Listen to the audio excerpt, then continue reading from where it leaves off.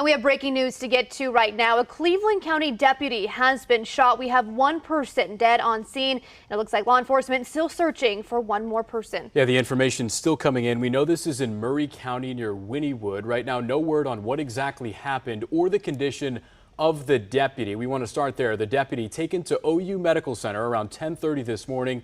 He was flown there by helicopter. We were out there as that helicopter landed. We watched as he was taken in, he or she, we don't know yet, was taken into the hospital. We are still awaiting updates on their condition. But, Shelby, we have team coverage of this. Yeah, and that starts our team coverage. We have crews on the ground and in the air following the latest developments. Megan Mosley is on the ground now. Megan, what are you seeing out there?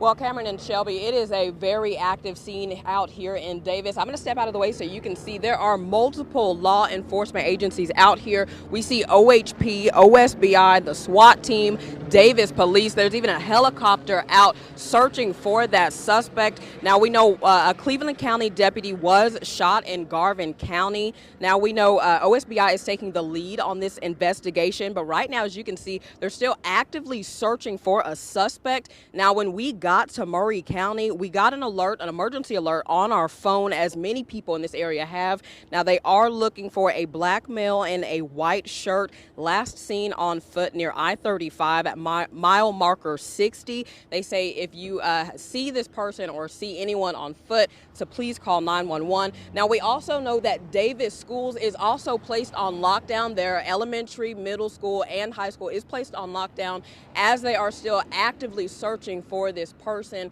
Now, this is believed to be the person that shot that Cleveland County deputy, and we are waiting for OSBI to arrive on scene to give us more information about what happened, where this happened, how that deputy is doing, and we will, of course, bring that to you live as soon as we know more. Reporting live in Davis, Megan Mosley, KOCO 5 News. All right, thank you, Megan. Megan in Davis there at this large police presence. You're getting a view of it there off Sky 5. We want to get to Chase Rutledge, who's flying over that scene. We know there's a lot to piece together. Big police presence, marked cars, unmarked cars, armored vehicles. Chase, can you tell us a little bit of what you're seeing? Yeah, guys, there's a whole lot to piece together here. As they right now, the focus is on finding the suspect that is still at large. But you can see, I don't know if you saw Air One just fly through the scene. Also there in the top right of your shot, that is Patrol One. That is the Oklahoma Highway Patrol helicopter. They are waiting for Air One to need to refuel, and then they will hop up and take over the search. As they continue the search, they're not going to stop. They're developing a strategy there at the command post. The command post is right there at the bottom left of your shot, and I can tell you just in the few minutes that we've been here, more and more law enforcement vehicles have showed up on the scene, and they are surrounding this area. They kind of have a pretty good idea of where the suspect is, and that's where they're beginning their search, and that's what Air One is searching over right now. But again, a developing story. One deputy was shot. We do know that there's one deceased individual on the scene, and I know Megan's on the scene down there. She's going to get more information, and once we get that information, we'll pass it along to you. Back to you guys.